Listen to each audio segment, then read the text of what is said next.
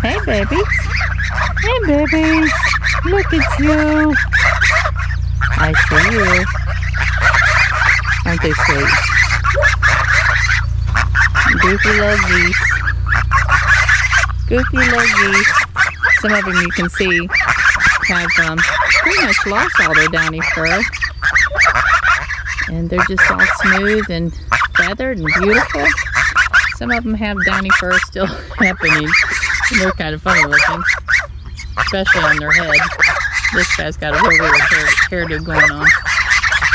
Hi guys. Okay. Hey y'all. It's me. Look at these guys. They've grown up. They're beginning to look like real geese. Real geese babies. They're not as big as Ryan yet, but they're getting there. I've got a bottle over there I need to get out of their pen that I had some electrolyte drops and such in, or some, well anyway, some supplements for them. But are they not just gorgeous? They are so pretty. Well, let me show you how I'm fighting this little mess and hoping that this is our last year with a tractor plowing a garden. I'm going to put it down.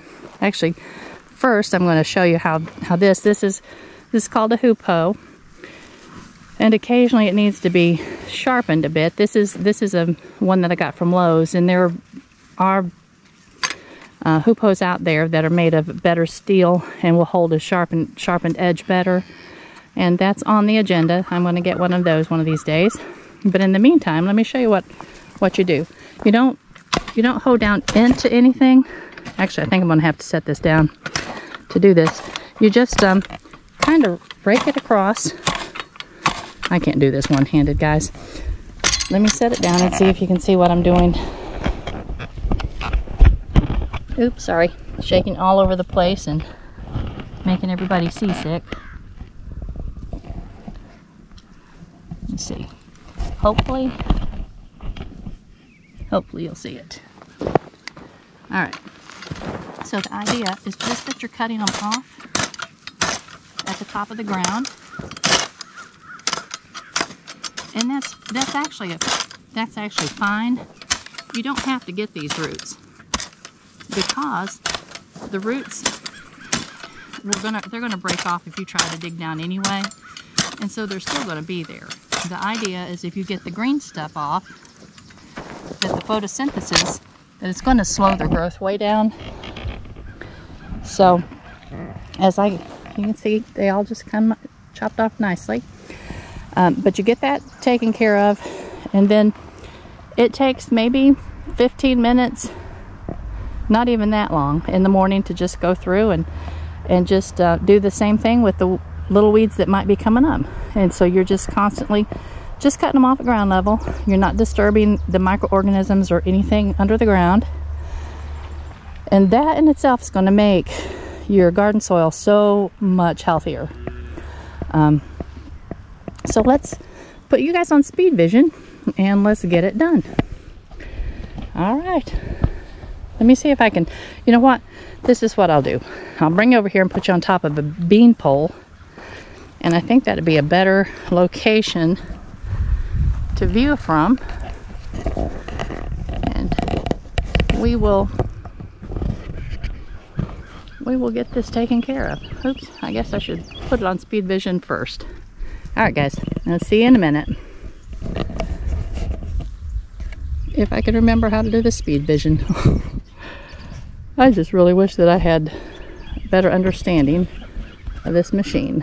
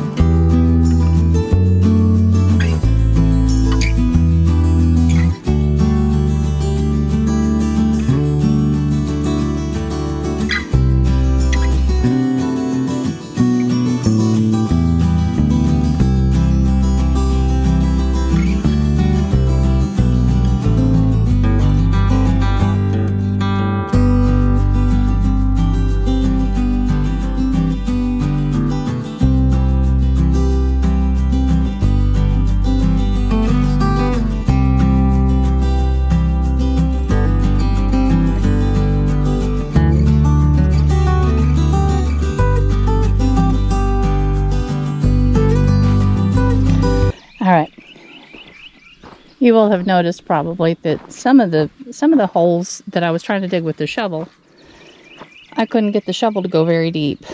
And that's because this is really rocky soil up here. So some of the tomatoes will be a bit more shallow than I would prefer. And if some of y'all have never dealt with tomatoes, well, first of all, these really are root bound. If you watched the video that I made back a couple of months ago when I actually first started the tomato plants, yeah, they're that late, and I started them in the little soil blocks, you will remember that it reached the point where they really needed to go into, they were growing so slowly that they needed to go into a bigger container. So I put them in these little black, the whole soil block. I just filled that up about halfway and put the little soil block on top, and finished filling it with dirt. Now, what I'm doing, tomatoes, if you've never dealt with tomatoes, can you see the little furry things up the stalk right there? Well, those can actually turn into roots. So a tomato plant, we want to plant fairly deeply. And I take the lower leaves off because I always keep my tomatoes really sparse when it comes to the lower part. I keep it so that there's not a lot of limbs for the dirt to pop up on when it rains, or the mud, because that actually causes disease on a tomato. So I keep the lower part of the, as it grows, I'll come through and pinch off those lower leaves and just keep it nice and as high off the ground as possible. But let me see, can't see what y'all are seeing. Let me see if I've got it. It's still bright. Yeah, okay. Oops, that didn't help at all, did it? All right, you don't have to watch me plant all of these. I just thought I'd just show you how deep I plant some of them. Get rid of these lower leaves, including these, and plant it just as deep as I can. That gives it a real good sturdy base.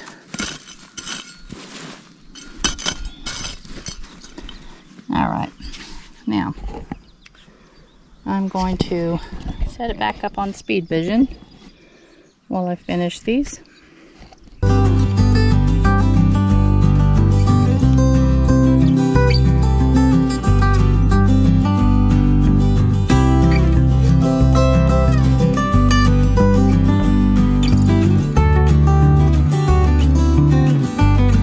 And get ready to walk up to the garden to show y'all what ended up becoming the finished product for now anyway. Aaron has some veggies to take home for himself and for Robert, and they're really kind of desperately needing to go in the ground, but they are getting some little blooms on them. Actually quite a few little blooms. So hopefully they'll have some veggies coming on. We've never put a garden in this late, and I've never had a garden just kind of grow this slowly. So I'm not quite certain what the issue is this year. It's been very hot. It's also been very wet for the last week or so. The last video that I did, I was actually working on the garden and ran out of the garden because of wet weather, and it never really dried up enough to get back in and work until just a couple of days ago. And the reason for that is because our garden soil here is red clay mud. That is a salt block. We got to move it a little further away from the fence. The mama cows were actually, oh, hey butterfly. Hey darling. Look how pretty. Look how pretty. Hi darling. My geese are still talking to us, but this red clay mud, when it's wet, is very, very, very slick. So I try not to get in it. Plus it just packs it down. It compacts it so badly. But I did finish putting everything in it that we're going to put in this garden up here for now. I'm going to go ahead and start some more sunflowers. My sunflowers got eaten by the cattle down in the lower garden. And I don't know. Pretty soon I've got to start the cabbages and the things that go in the fall garden. And I'm in the process. I have moved Ryan so he can only have half of the porch now. And I'm in the process of building a shelving system on the porch. I've taken down the one that was in the dining room. So I'll be growing on the front porch now. Aaron and Hugh got the pond finished, and we've got to get a little fence around it. And ooh, it's still very, very muddy up here. And all of the critters will be, all the ducks and the geese anyway, will be moving to the back within the next week. That's my goal. All right. That's it. You can see how slow everything is growing. And right now, I need to get my hoop hoe in here and clean out some weeds. I'm gonna walk through here slowly, but you can see the beans are doing great. They are. Just waiting for them to start giving us some little bloom so we know that they're going to produce a bean. But they're growing out the top, and that's good. Over the top. And then the little runners, just, I don't know, they just look so stunted. Hopefully they'll do something. I'm hoping. This should probably be some kind of a squash. And those, I think, are cucumbers. It's just, we need to put something for them to climb on. I think I'm going to get some tobacco stakes, and I've got to do that with the tomatoes this week. So I'll probably stake up, make a little teepee or something for these cucumbers to climb on. Hugh loves beans. Can y'all tell? I've got a lot of canning to do. Of course, he helps, but don't tell him this, but he tends to leave too many strings. So I'd rather just do them myself. But and these little bitty guys right here are okras. And let me see, I have 2, 4, 6 little rows of okra. He loves fried okra. And then I have 6 rows of pepper. Just a combination, just different types of pepper. Mostly bells, but some of them are jalapenos, and there's some cayenne and just different things like that. They'll produce late into the fall. They're slow getting started, so we'll see what they do. Just never gotten anything out this late before. And there's some more of the little runners. And the tomatoes, I finished setting out the tomatoes that I needed to. And there's a whole little field of tomatoes over there.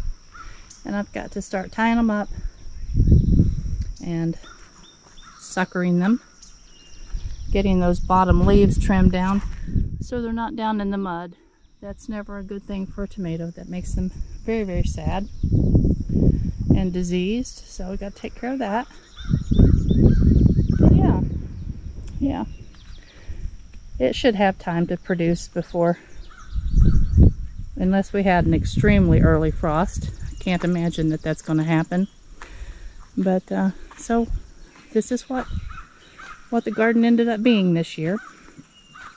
I'll probably grow several rows of sunflowers just because I like them. And I have plenty of garden space left. That over there, Hugh finally just weed-eated that, but I'll have to take my little hoop hoe and chop it off and rake it out to make it look like that. but there's not much left, just a little section. We'll take care of that one day when it's dry. But anyway, I wanted to finish up the gardening video because y'all didn't get to see the final product. And you see there's still plenty of weeds in the middle of the rows that need to be gotten. All of that with time. But I hope y'all are having a good summer.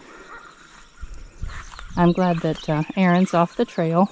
That makes me more comfortable, and I know from reading the comments that that's going to make some of you other mamas more comfortable. You understand what it's all about when you have children that you feel like might be in harm's way. And at one point in our lives, you know, both of our boys were military. We had, our youngest son was in Iraq, and our oldest son, Aaron, was in Afghanistan during the same year, almost from beginning to end. And it was a hard year. Right now it's kind of a hard time of the year. I have two different sections, 2 different seasons, I'll call them 2 different seasons, that are really kind of difficult for me. One is toward the 1st of July until the middle, because that's Jared's birthday. Tomorrow is July the 11th, and he would have been 32.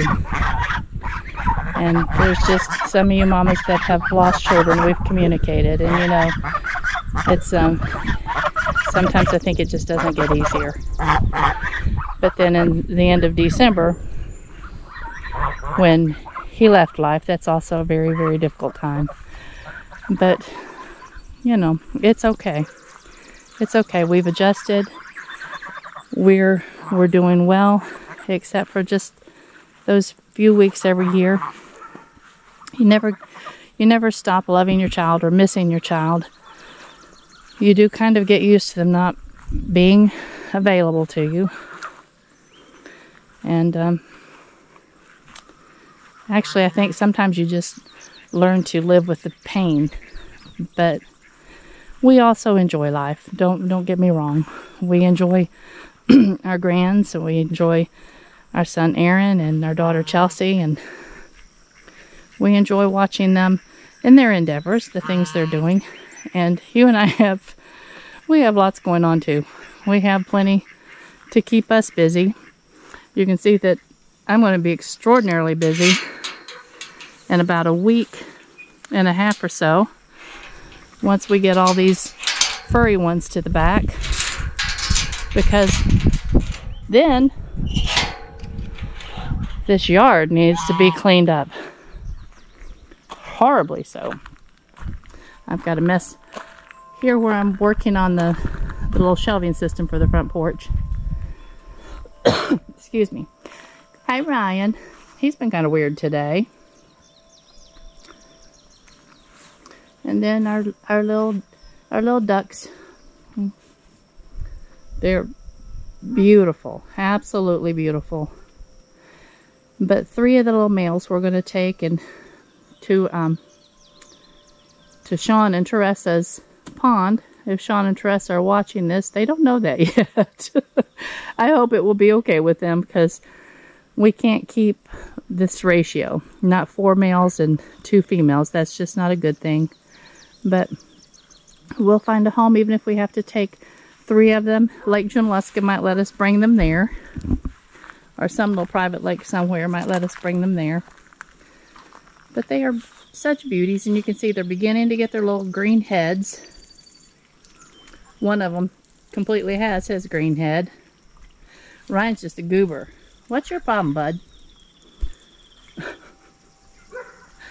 But I'll be glad to be able to clean up all this mess. We've never had a yard that looked like this, just completely ridiculous. It will be nice. And I was going to show you this up here, where I have a few little tomatoes and peppers and some nasturtiums. I've shown you this before. But look how slow everything is growing. Got some lavender there too. But I tend to think that it could possibly be because my mother-in-law, when these flower beds, when she used to keep them lush and beautiful, she also used a product called Preen. And let me know if any of y'all have had any issues with that, because I kind of tend to think that it probably has damaged the soil. I have fertilized these things just a little bit, but nothing is growing as it should. It's just very, very slow. So anyway, there's Papa. He's bringing me the phone. So I'm going to hang up, and I'm going to hang up with y'all and answer the other phone, and I will talk to you later. Thank you.